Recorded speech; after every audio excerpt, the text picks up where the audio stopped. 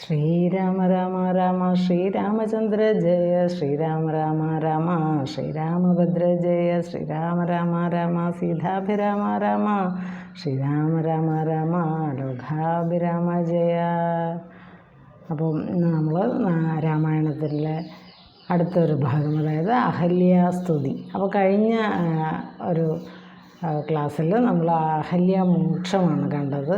ശ്രീരാമൻ്റെ പാദസ്പർശത്താൽ അഹല്യയ്ക്ക് മോക്ഷം കിട്ടി. അതായത് കല്ലായി മാറിയ അഹല്യ പഴയ രൂപത്തിലേക്ക്, സ്ത്രീ രൂപത്തിലേക്ക് വന്നു. പിന്നെ ആ അഹല്യാദേവി ശ്രീരാമചന്ദ്രനെ സ്തുതിക്കുന്നതാണ്. അപ്പം നമ്മൾ ഒരു പാട്ടിൽ തന്നെ ഉണ്ട്, നമ്മൾ കൗസല്യാത്മജ നീ തൊടുമ്പോൾ ശിലയും അഹല്യയായി മാറുന്നു. കൗസല്യാത്മജ നീ തൊടുമ്പോൾ ശിലയും അഹല്യയായി മാറുന്നു. ക്ഷിതി പരിപാലക ക്ഷിതി പരിപാലക നിന്നെ ഭജിച്ചാൽ ഭവദുരിതങ്ങൾ തീർന്നൊഴിഞ്ഞു. രാമ ഹരേ ജയ രാമ ഹരേ, രാമ ഹരേ ജയ രാമ ഹരേ എന്ന് പറഞ്ഞിട്ട് നമ്മൾ അരണ്യങ്ങളുടെ വീട് എന്നുള്ളൊരു സിനിമയിൽ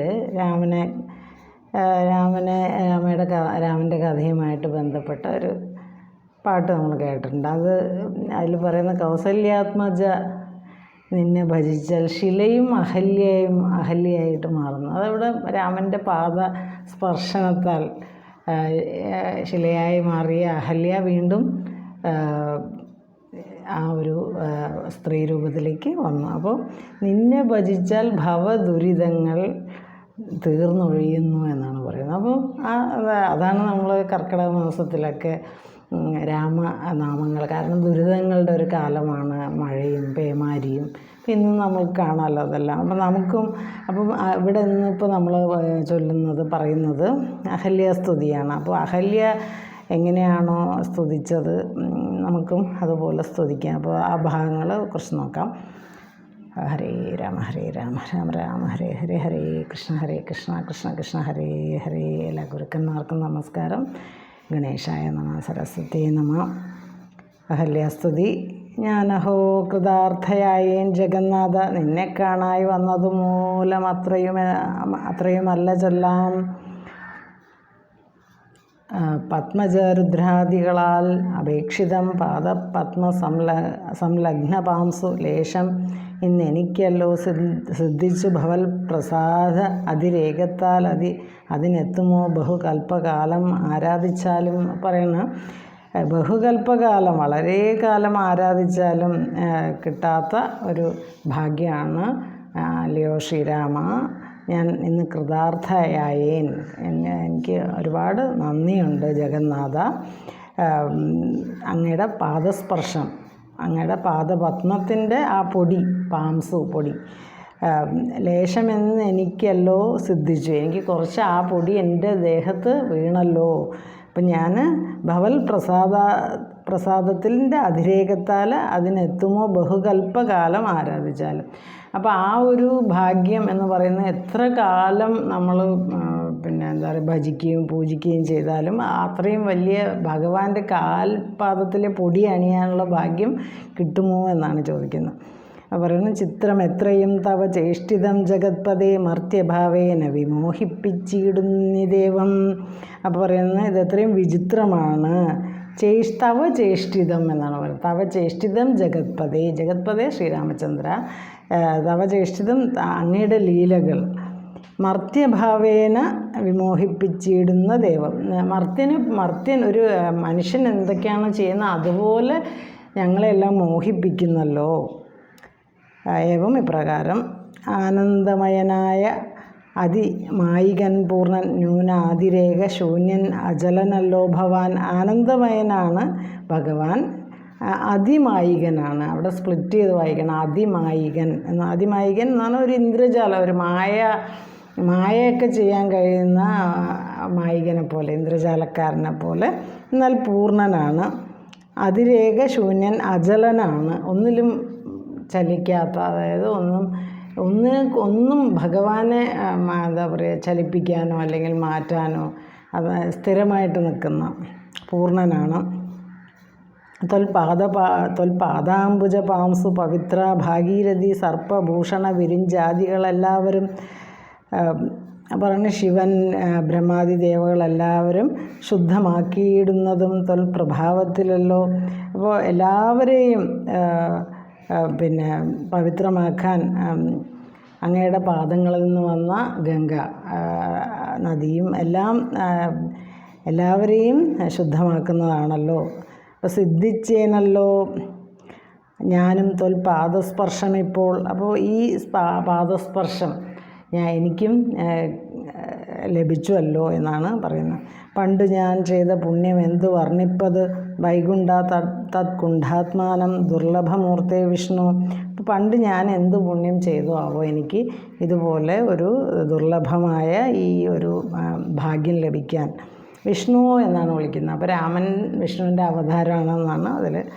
മർത്യനായി അവതരിച്ചൊരു പുരുഷം ദേവം ചിത്തമോഹനം രമണീയ ദേഹിനം രാമം ശുദ്ധം അദ്ഭുതവീര്യം സുന്ദരം ധനുർധരം തത്വം അദ്വയം സത്യസന്ധം ആദ്യന്തഹീനം. അപ്പോൾ ഇങ്ങനെ നിത്യം അവ്യയം ഭജിച്ചിടുന്നേനിനി നിത്യം ഭക്തിയേവ മറ്റാരെയും ഭജിച്ചിടുന്നേനില്ല.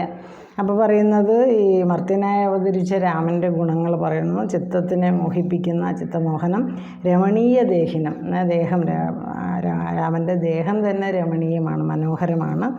രാമൻ്റെ ദേഹം ശുദ്ധമാണ്, അദ്ഭുത വീര്യം, സുന്ദരമാണ്, ധനുർധരം വില്ലേന്തിയ ഭഗവാന്റെ രൂപം. പിന്നെ തത്വം അദ്വയം, രണ്ടല്ലാത്ത ഒന്ന് ഏകനാണ് ഭഗവാൻ. ദ്വയം രണ്ട്, അദ്വയം രണ്ടല്ലാത്തത്. അപ്പോൾ ഭഗവാൻ ഒന്നേ ഉള്ളൂ എന്നാണ് ഇവിടെ പറയുന്നത്.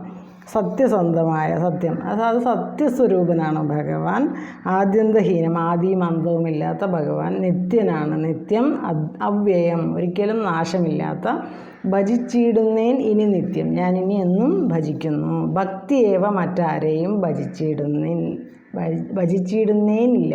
അപ്പോൾ ഞാൻ നിത്യവും ഭഗവാനെ ഭജിക്കും, പക്ഷേ വേറെ ആരെയും ഞാൻ ഭജിക്കില്ല, ഇനി രാമനെ ഒഴികെ വേറെ ആരെയും ഭജിക്കില്ല എന്ന് പറയുന്ന ആ ഒരു ഏകാന്ത ഭക്തി. നമ്മളെപ്പോഴും ഭക്തി എന്ന് പറയുമ്പോൾ നമ്മളിങ്ങനെ പലതിലേക്ക് ഇങ്ങനെ പോയിക്കൊണ്ടിരുന്നാൽ ആ ഭക്തി സ്ഥിരപ്പെടില്ല. ഭക്തി ഉറയ്ക്കണമെങ്കിൽ ഏതെങ്കിലും ഒരു മൂർത്തിയെ, എല്ലാവരെയും ആദരിക്കുമ്പോഴും ഒരു മൂർത്തിയിൽ നമ്മൾ കോൺസെൻട്രേറ്റ് ചെയ്യണം. അതാണ് പറയുന്നത്. യാതൊരു പാദാംബുജം ആരായുന്നിതു വേദം, യാതൊരു നാഭി തന്നിലുണ്ടായി വിരിഞ്ചനും, യാതൊരു നാമം ജപിക്കുന്നിതു മഹാദേവൻ ചേതസ തൽ സ്വാമിയെ ഞാൻ നിത്യം വണങ്ങുന്നേൻ. അപ്പോൾ ആരുടെ പാദങ്ങളാണോ വേദങ്ങൾ പോലും ഭജിക്കുന്നത്, ആരുടെ നാഭിയിലാണോ ബ്രഹ്മാവുണ്ടായത്, അതാരാണ്? അത് വിഷ്ണു. പിന്നെ ആരുടെ നാമം ജപിക്കുന്നു, മഹാദേവൻ പോലും ജപിക്കുന്നത് ശ്രീരാമ രാമ രാമേതി രമേ രാമേ മനോരമേ സഹസ്രനാമ തത്തുല്യം രാമനാമ വരാനനെന്ന് വിഷ്ണു സഹസ്രനാമത്തിലുണ്ടത്. അപ്പോൾ അതായത് ശിവൻ പാർവതിക്ക് പറഞ്ഞു കൊടുക്കുന്നുണ്ട്, ഏറ്റവും ശ്രേഷ്ഠം വിഷ്ണു സഹസ്രനാമം ഭജിക്കുന്നതിന് തുല്യമാണ് രാമനാമം എന്ന് പറയുന്നുണ്ട്. അപ്പോൾ അത് പറയുന്നു. അപ്പോൾ ആരാണോ രാമനാമം ജപിക്കുന്നത്, ആരാണ് രാമനാമം ജപിക്കുന്നത്? ശിവഭഗവാൻ തന്നെ. അപ്പോൾ അത് മഹാദേവൻ. ചേതസ തൽ സ്വാമിയെ നിത്യം ഞാൻ വണങ്ങുന്നേൻ. ആ മനസ്സിൽ ഞാൻ ആ രാമനെ, ശിവൻ പോലും ബ്രഹ്മാവ് പോലും സദാ ഭജിക്കുന്ന ആ വിഷ്ണുവിൻ്റെ രൂപമായ ശ്രീരാമചന്ദ്രനെ ഞാൻ സദാ വണങ്ങുന്നേൻ. നാരദമുനീന്ദ്രനും ചന്ദ്രശേഖരൻ താനും ഭാരതീരമണനും ഭാരതീദേവിതാനും ബ്രഹ്മലോകത്തിങ്കൽ നിന്ന് അന്വഹം കീർത്തിക്കുന്നു കൽമഷപരം രാമചരിതം രസായനം. അപ്പോൾ നാരദമുനികൾ, ചന്ദ്രശേഖരൻ എന്ന് പറഞ്ഞ ശിവൻ, ഭാരതീരമണൻ എന്ന് പറഞ്ഞാൽ ഭാരതിയെ രമിപ്പിക്കുന്ന, അതായത് ഭാരതിയിൽ രമിക്കുന്ന, അതായത് ബ്രഹ്മാവ്. സരസ്വതി ഭാരതീദേവി താനും സരസ്വതിയും ബ്രഹ്മലോകത്തിങ്കൽ നിന്ന് അന്വഹം കീർത്തിക്കുന്നു. അവരെല്ലാം ബ്രഹ്മലോകത്തിൽ നിന്ന് ഇടവിടാതെ സദാ അന്വഹം എന്ന് പറയുമ്പോൾ സദാ കീർത്തിക്കുന്നു. ആരുടെ നാമമാണത്? കൽമഷഹരം രാമചരിതം രസായനം. കൽമഷം തീർക്കുന്ന, കൽമഷം പാപം, ഹരം ഇല്ലാതെയാക്കുന്ന രാമചരിതം രസായനം. രാമചരിതം അത് മനസ്സിന് സന്തോഷമുണ്ടാക്കുന്ന, അത് എന്നും ആ നാമവും ആ ചരിതവും കീർത്തിക്കുന്നു. രാമൻ്റെ ചരിതം. കാമരാഗാദികൾ തീർന്ന ആനന്ദം വരുവാനായി രാമദേവനെ ഞാനും ശരണം പ്രാപിക്കുന്നേൻ. ഈ കാമരാഗങ്ങളാണ് നമ്മുടെ ഏറ്റവും വലിയ ശത്രുക്കൾ. അതായത് ഷഡ്വൈരികളെന്ന് പറയും. എന്താ പറയുക, മോഹം, ലോഭം, കാമം, ലോഭം, മോഹം, മതം, മാത്സര്യം എന്നൊക്കെ പറയും. ഇതെല്ലാം പോകുമ്പോഴാണ് നമുക്ക് ആനന്ദമുണ്ടാവുള്ളൂ എന്നാണ് പറയുന്നത്. അപ്പോൾ രാമദേവനെ ഞാനും ശരണം പ്രാപിക്കുന്നേൻ. അത് അങ്ങനെ കാമ ലോഭ, മോഹ, മത, മാത്സര്യങ്ങളില്ലാതെയാവാൻ, അതാണ് കാമരാഗാദികൾ. അത് തീർക്കാനായിട്ട്, അത് പോവാനായിട്ട്, അങ്ങനെ ആനന്ദം വരുവാനായിട്ട് ഞാൻ ഭഗവാനെ തന്നെ, രാമദേവനെ തന്നെ ശരണം പ്രാപിക്കുന്നു എന്ന് പറയുന്നു. ഇനി കുറേ രാമൻ്റെ നാമത്തിൻ്റെ വിശേഷണങ്ങളാണ്. ആദ്യൻ, അദ്വയൻ, അനേകൻ, ഏകൻ, അവ്യക്തൻ, അനാകുലൻ, വേദ്യൻ, ആരാലും എന്നാലും, വേദാന്തവേദ്യൻ, പരമൻ, പരാപരൻ, പരമാത്മാവ്, പരൻ, പരബ്രഹ്മാഖ്യൻ, പരമാനന്ദമൂർത്തിനാഥൻ, പുരുഷൻ, പുരാതനൻ, കേവല സ്വയം ജ്യോതി, സകല ചരാചര ഗുരു, കാരുണ്യമൂർത്തി, ഭുവന മനോഹരമായ രൂപം പൂണ്ട് ഭുവനത്തിങ്കൽ അനുഗ്രഹത്തെ വരുത്തുവാൻ. അപ്പോൾ ഇത്രയും നമ്മുടെ വീട്ടിൽ അനുഗ്രഹം വരുത്താൻ ഈ രൂപത്തെയാണ് നമ്മൾ ജപിക്കേണ്ടത്, ആരാധിക്കേണ്ടതെന്ന് പറയുന്നത്. അതായത് പരനാണ്, പരമാത്മാവാണ്, പരബ്രഹ്മാവാണ്, പരമാനന്ദമൂർത്തിയാണ്, എല്ലാത്തിനും നാഥനാണ്, പുരുഷനാണ്, പുരാതനാണ്, പണ്ടുള്ളതാണ് ഭഗവാൻ. അങ്ങനെ സ്വയം ജ്യോതി ആണ്. പിന്നെ സകല ചരാചരങ്ങളുടെയും ഗുരുവാണ്, കാരുണ്യമൂർത്തിയാണ്. അങ്ങനെ ആ മൂർത്തിയായ ആ രാമചന്ദ്രൻ്റെ മനോഹരമായ രൂപം കൊണ്ട് ഭുവനത്തിങ്കൽ, ഈ ലോകത്ത് അനുഗ്രഹത്തെ വരുത്തുവാൻ വേണ്ടി ആ രൂപം പൂണ്ട് വന്നിരിക്കുന്നു. ആ ഒരു നിത്യ ചൈതന്യമായ ആ ഭഗവാൻ ശ്രീരാമചന്ദ്രൻ്റെ രൂപം പൂണ്ട് വന്നിരിക്കുകയാണെന്ന് പറയുന്നു. അങ്ങനെയുള്ള രാമചന്ദ്രനെ സദാകാലം തിങ്ങിന ഭക്തിയ ഭജിച്ചിടുന്നേൻ മനസ്സിൽ ഞാൻ. അങ്ങനെയുള്ള രാമചന്ദ്രനെ ഞാൻ സദാ മനസ്സിൽ ഭജിക്കുന്നു. സ്വതന്ത്രൻ, പരിപൂർണൻ, ആനന്ദൻ, ആത്മാരാമൻ, അതന്ത്രൻ, നിജമായ ഗുണ ബിംബിതനായി ജഗത് ഉദ്ഭവ സ്ഥിതി സംഹാരാദികൾ ചെയ്യാൻ. അപ്പോൾ സ്വതന്ത്രനാണ് ഭഗവാൻ, പരിപൂർണനാണ്, ആനന്ദം തരുന്ന ആത്മാരാമനാണ്. അപ്പോൾ അങ്ങനെ ഈ ജഗത്തിൻ്റെ ഉദ്ഭവസ്ഥിതി സംഹാരാദികൾ എന്ന് പറഞ്ഞാൽ സൃഷ്ടിസ്ഥിതി സംഹാരം, ഇത് മൂന്നും ഒരേ ആൾ തന്നെയാണ്. അത് നമുക്ക് മനസ്സിലാക്കാൻ വേണ്ടി മൂന്നായിട്ട് പറയുന്നതേ ഉള്ളൂ. അത് ആ ഭഗവാനാണ് ഇപ്പോൾ രാമചന്ദ്രൻ്റെ രൂപം പൂണ്ട് വന്നിരിക്കുന്നത് എന്ന് അഹല്യ സ്തുതിക്കുന്നു. അഹല്യയുടെ വാക്കുകൾ, അഹല്യാദേവിയുടെ വാക്കുകളാണ്. അഖണ്ഡൻ, ബ്രഹ്മ, വിഷ്ണു, രുദ്രനാമങ്ങൾ പൂണ്ട് ഭേദ രൂപങ്ങൾ കൈക്കൊണ്ടൊരു നിർഗുണമൂർത്തി. അപ്പോൾ ഒരു ഗുണങ്ങളൊന്നും, എല്ലാ ഗുണങ്ങൾക്കും അതീതനാണ്. സത്വരജസ്തമോ ഗുണങ്ങൾക്ക് അതീതനാണ്. അതാണ് നിർഗുണമൂർത്തി. പല രൂപങ്ങൾ കൈക്കൊണ്ട് വന്നു എങ്കിലും എല്ലാ ഗുണങ്ങൾക്കും അതീതനായിട്ടുള്ള മൂർത്തിയായിട്ടുള്ള ശ്രീരാമചന്ദ്രൻ. വേദാന്തവേദ്യൻ, വേദത്തെ അറിയുന്ന വേദാന്തവേദ്യൻ, മമ ചേതസി വസിക്കേണം രാമ രാഘവ പാദപങ്കജം നമോസ്തുതേ. അങ്ങനെയുള്ള രാമചന്ദ്ര എൻ്റെ മനസ്സിൽ വസിക്കണം. ആ രാമൻ്റെ പാദപങ്കജത്തെ ഞാൻ നമിക്കുന്നു, ആ പാദങ്ങളെ ഞാൻ നമിക്കുന്നു. ശ്രീമയം ശ്രീദേവി പാണിദ്വയം പത്മാർച്ചിതം, മാനഹീനന്മാരാം ദിവ്യന്മാരാൽ അനുധ്യേയം, മാനാർത്ഥം മൂന്നിലകം ആക്രാന്ത ജഗത്രയം, ബ്രഹ്മാവിൻ കരങ്ങളാൽ ക്ഷാളിതം പത്മോപമം, നിർമ്മലം കുലിശമത്സ്യാങ്കിതം, നന്മനോ നികേതനം കൽമഷവിനാശനം, നിർമ്മലാത്മാനാം പരമാസ്പദം നമോസ്തുതേ. പറയണം ശ്രീമയം ശ്രീദേവി പാണിദ്വയ പത്മാർച്ചിതം.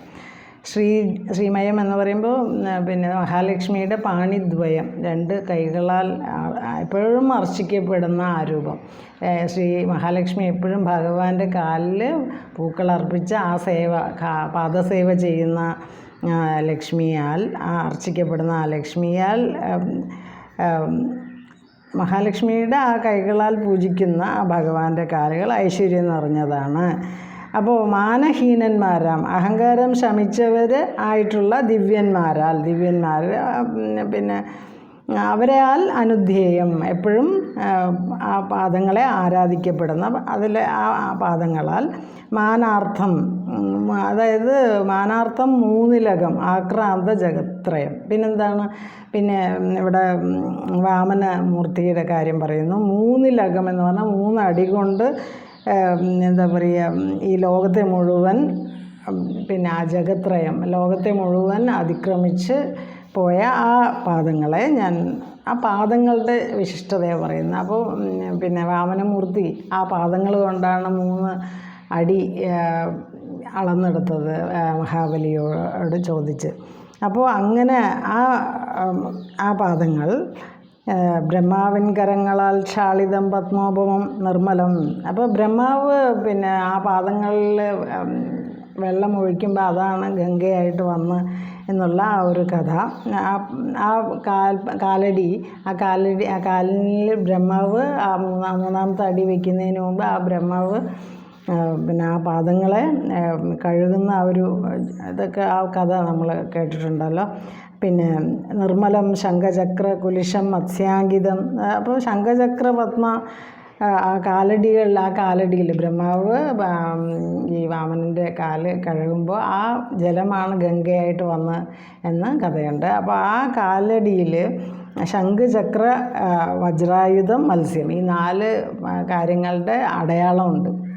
ശംഖിൻ്റെ അടയാളമുണ്ട്, ചക്രത്തിൻ്റെ അടയാളമുണ്ട്, പിന്നെ വജ്രായുധത്തിൻ്റെ അടയാളമുണ്ട്, മത്സ്യ രൂപത്തിൻ്റെ അടയാളമുണ്ട്. അപ്പോൾ അങ്ങനെയുള്ള ആ കാലുകൾ മനോ നിഖേദനം, മനസ്സിൽ കുടികൊണ്ടുകൊണ്ട് കൽമഷ വിനാശനം, എൻ്റെ എല്ലാ പാപങ്ങളെയും നശിപ്പിക്കുന്ന, കൽമഷം പാപം, വിനാശനം നശിപ്പിക്കുന്ന നിർമ്മലാത്മാനാം പരമാസ്പദം തമോസ്തുതേ. ആ കാലടികളെ പരമമായ ആസ്പദമായിട്ടുള്ള വേറൊന്നുമില്ല, ഭഗവാന്റെ കാലടികളാണ് ഏറ്റവും പരമമായിട്ട് ആശ്രയിക്കാനുള്ളത്. ആ നിർമ്മലമായ ആ ആത്മാവുള്ള ആ ഭഗവാന്റെ ആ കാലടികളെ ഞാൻ നമിക്കുന്നു എന്ന് അഹല്യ സ്തുതിക്കുന്നു. ജഗദാശ്രയം ഭവാൻ ജഗത്തായതും ഭവാൻ. ജഗത്ത്, ഈ ലോകത്തിൻ്റെ ആശ്രയവും ഭഗവാനാണ്. അതായത് ലോകം ആശ്രയിക്കുന്നതും ഭഗവാനെയാണ്. എന്നാൽ ഈ ലോകമായിട്ട് നിൽക്കുന്നത്, ഈ പ്രപഞ്ചമായിട്ട് നിൽക്കുന്നതും ഭഗവാനാണ്. ആ പ്രപഞ്ചത്തിൻ്റെ ആശ്രയവും ഭഗവാനാണെന്ന് പറയുന്നു. ജഗതാം ആദിഭൂതനായതും ഭഗവാനല്ലോ. ഈ ജഗത്തിൽ ആദ്യം ഉണ്ടായതും ഭഗവാൻ തന്നെ. സർവ്വലോകങ്ങളിലും ആസക്തനല്ലോ ഭഗവാൻ. ഒരു ലോകത്തിലും ഭഗവാന് ആസക്തിയില്ല. നിർവികാരാത്മൻ സാക്ഷിഭൂതനായതും ഭഗവാൻ. നിർവികാരമായിട്ടുള്ള ആത്മാവായിട്ടുള്ള ഭഗവാൻ എല്ലാത്തിനും സാക്ഷിയാണ്. അജൻ അവ്യയൻ ഭഗവാൻ. അജിതൻ നിരഞ്ജനൻ. അജനാണ്, അവ്യയനാണ്, ഒരിക്കലും ജനിച്ചിട്ടില്ല, ഒരിക്കലും നാശമില്ല, എല്ലാത്തിനും സാക്ഷിയാണ് ഭഗവാൻ. അജിതനാണ്, ആർക്കും ജയിക്കാൻ പറ്റില്ല. വചസാം വിഷയമല്ലാതെ ഒരാനന്ദമല്ലോ. അത് പിന്നെ വാക്കുകൾക്ക് വിഷയം അല്ല ഭഗവാൻ, ആ വാക്കുകളെ കൊണ്ട് പറയാൻ പറ്റില്ല. അങ്ങനെയുള്ളൊരു ആനന്ദമാണ് ഭഗവാൻ എന്ന് പറയുന്നത്. വചസാം വിഷയമല്ല, അതൊരു ആനന്ദമല്ലോ. വാചക ഉഭയഭേദേന ജഗന്മയൻ വാച്യനായി വരയണമേ. വാക്കിന് സദാമമ പറയണം. അങ്ങനെ പിന്നെ വാക്കുകൾക്ക് പറയാൻ, എൻ്റെ വാക്കിന് സദാ വിഷയമായി വരയണമേ ഭഗവാൻ എന്ന് പറയുന്നു. പിന്നെ കാര്യകാരണ കർത്തൃഫല സാധനഭേദം മായ ബഹുവിധ രൂപയാ തോന്നിക്കുന്നു. അപ്പോൾ കാര്യവും ഭഗവാനാണ്, കാരണവും ഭഗവാനാണ്, കർത്താവും ഭഗവാനാണ്. എല്ലാം അതാണ് അദ്വൈത സിദ്ധാന്തം എന്ന് പറയുന്നത്. അപ്പോൾ പക്ഷേ ഭഗവാൻ മായയാലാണ് ബഹുവിധത്തിലുള്ള രൂപത്തിൽ ഈ പ്രപഞ്ചത്തിൽ നമുക്ക് കാണുന്നത്. കേവലമെന്നാകിലും നിന്തിരുവടിയത് സേവകന്മാർക്ക് പോലും അറിവാനരുതല്ലോ. അപ്പോൾ ഈ കേവലമായിട്ട് ആ നിന്തിരുവടിയെ അറിയാൻ ആർക്കും കഴിയുന്നില്ല. കാരണം എന്താ കഴിയാത്ത? മായ കൊണ്ട്. ത്വന്മായാവിമോഹിത ചേതസാം അജ്ഞാനിനാം ത്വന്മാഹാത്മ്യങ്ങൾ നേരെ അറിഞ്ഞുകൂടായല്ലോ. അപ്പോൾ ആ മായയിൽ പെട്ടിരിക്കണം മനുഷ്യൻ. അപ്പോൾ അതുകൊണ്ട് അറിയാൻ കഴിയുന്നില്ല. ഭഗവാൻ തന്നെയാണ് എല്ലാം എന്നുള്ള ആ ഒരു സത്യം നമുക്ക് അറിയാൻ കഴിയുന്നില്ല. അപ്പോൾ മഹാത്മ്യങ്ങൾ, അങ്ങയുടെ മഹാത്മ്യങ്ങൾ നേരെ അറിഞ്ഞുകൂടായല്ലോ. നമുക്ക് അറിഞ്ഞുകൂടാൻ പറ്റുന്നില്ല, അറിയാൻ കഴിയുന്നില്ല. മാനസേ വിശ്വാത്മാവാം നിന്തിരുവടി തന്നെ മനുഷ്യനെന്ന് കൽപ്പിച്ചിടുവോരജ്ഞാനികൾ. പറയണം, വിശ്വാത്മാവായ രാമചന്ദ്ര, അങ്ങയെ നിന്തിരുവടി തന്നെ, അങ്ങയെ തന്നെ മനുഷ്യനെന്ന് കൽപ്പിച്ചിടുന്നു. എല്ലാവരും വിചാരിക്കുന്നത് രാമൻ ഒരു മനുഷ്യനാണ് എന്ന് അജ്ഞാനികൾ കരുതുന്നു, അറിവില്ലാത്തവർ കരുതുന്നു. പുറത്തും അകത്തും എല്ലായിടവും നിറഞ്ഞിരിക്കുന്നത് നിത്യം നിന്തിരുവടിയല്ലോ എന്ന് പറഞ്ഞാൽ അകവും പുറവും നിറഞ്ഞിരിക്കുന്ന ഭഗവാനാണെന്ന് നാരായണ ഗുരുദേവൻ പറയും. അകവും പുറവും തെങ്ങും മഹിമാവാർന്ന നിൻ പദം പുകഴ്ത്തുന്നു ഞങ്ങളങ്ങേ ഭഗവാനെ ജയിക്കുക എന്ന് പറയും. അതുപോലെ അപ്പോൾ പറയുന്നു, ശുദ്ധൻ അദ്വയൻ സമൻ നിത്യൻ നിർമ്മലൻ ഏകൻ ബുദ്ധൻ അവ്യക്തൻ ശാന്തൻ അസംഗൻ നിരാകാരൻ സത്വാദി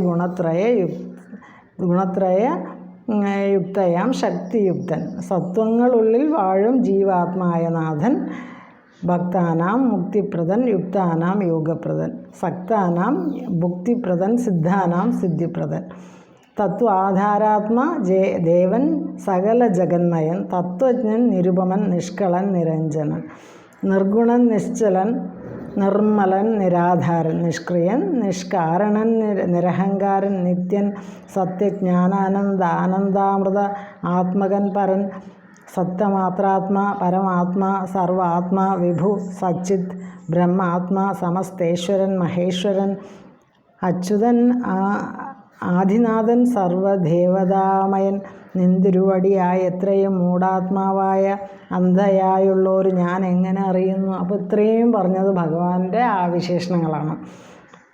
അപ്പോൾ ഞാനൊരു മൂഢയായ ഞാൻ എങ്ങനെ ഇതെല്ലാം അറിയുന്നു ഭഗവാനെക്കുറിച്ച് എന്നാണ് അഹല്യ പറയുന്നത്. അറിവില്ലാത്ത ഞാൻ എങ്ങനെ അറിയും ഭഗവാനെ? അപ്പോൾ പറയുന്നത്, നിന്തിരുവഴിയുടെ തത്വം എന്നാലും ഞാനോ സന്തതം ഭൂയോ ഭൂയോ നമസ്തേ നമോ നമ.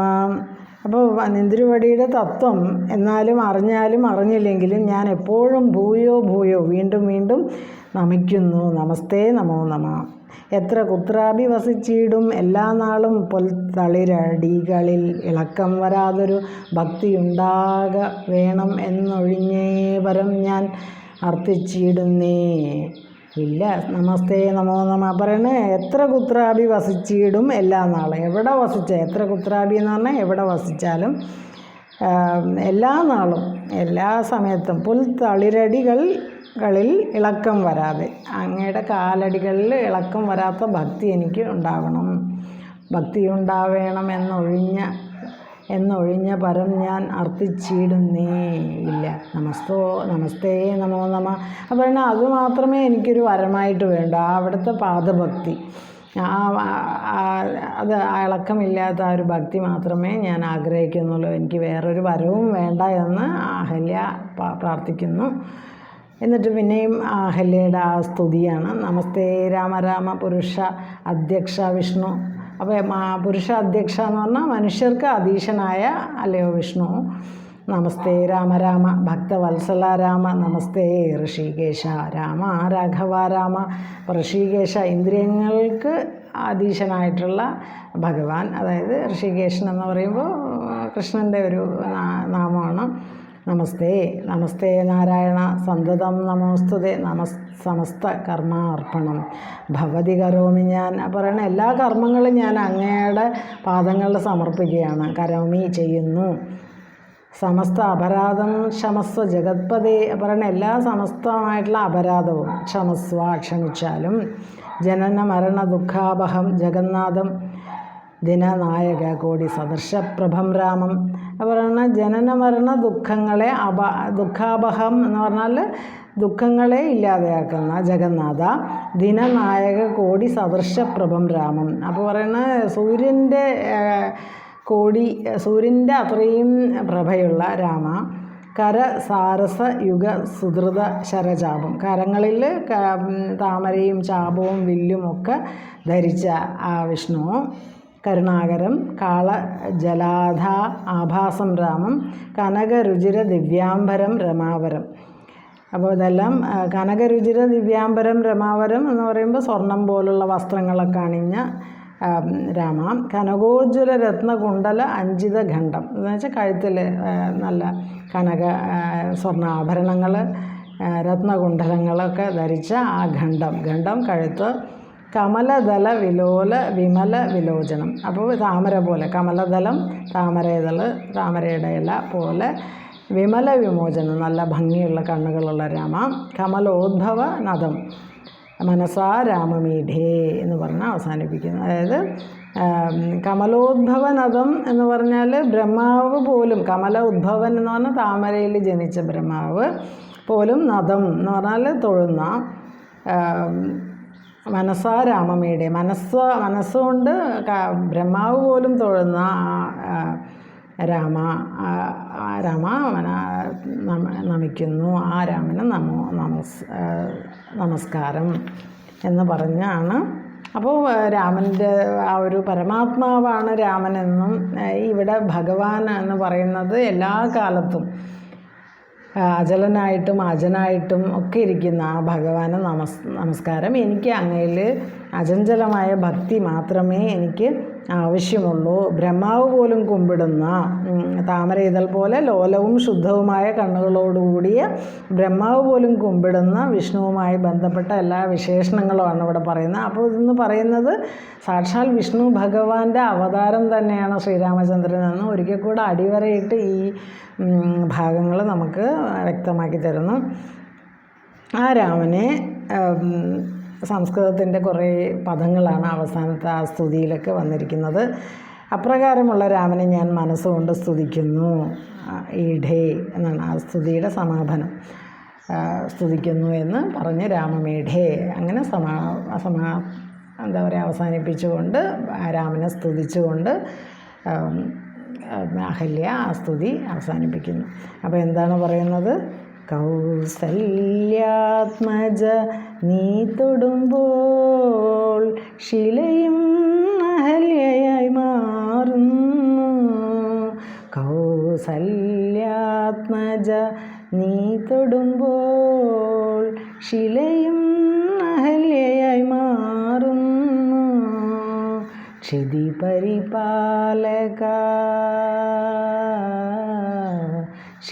പരിപാലക നിന്നെ ഭജിച്ചാൽ ഭവദുരിതങ്ങൾ തീർന്നൊഴിയുന്നു. രാമ ഹരേ ജയ രാമ ഹരേ, രാമ ഹരേ ജയ രാമ ഹരേ. ദീനദയാലോ രാമ എന്ന് നമുക്കും പാടാം. കാരണം ഇത് അഹല്യ പാടിയ പാട്ടിൻ്റെ ആ അഹല്യയുടെ എന്താ പറയുക ആ കഥയുമായിട്ട് ആ ഒരു ഭാഗവുമായിട്ട് ബന്ധപ്പെട്ട വരികളായതുകൊണ്ടാണ് ഞാനത് ചൊല്ലിയത്. അപ്പോൾ ആ ഭവദുരിതങ്ങൾ തീർന്നൊഴിയാൻ ഈ ലോകത്തിൻ്റെ ദുരിതങ്ങൾ തീർന്നൊഴിയാൻ ഭഗവാനെ ഭജിക്കണം. നമുക്കും ശ്രീരാമചന്ദ്രനെ ഭജിക്കാം. ഹരേ കൃഷ്ണ.